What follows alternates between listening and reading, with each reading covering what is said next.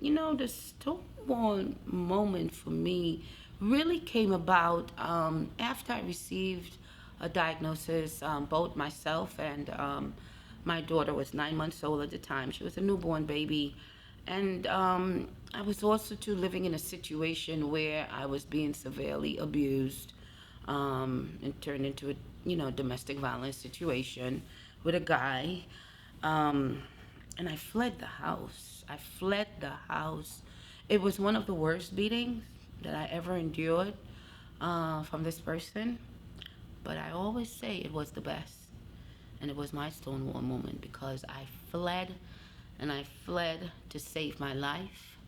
And yes, I am alive today, but me fleeing the house that night, I started riding the trains. I had no place to go. I ended up on this one particular train. My journey started from Queens. And through me switching trains and having my baby, she was wrapped in a blanket. I kept, as I said, switching trains, and I got on this one particular train, and I saw an ad on the train, and the ad really spoke to me. The words, I would never forget those words. If you're a woman and you're enduring substance use, if you're having to deal with domestic violence, if you need medical care, call this number and someone can help you. They acted on what they said that ad was going to do. And I was offered to take an HIV test, and at first I was like, why? This is 1990. Why do I need to take an HIV test? Women don't get this. I said, no, this only happens to gay men. I have all my friends. And I just went into this spiel, and she said, calm down.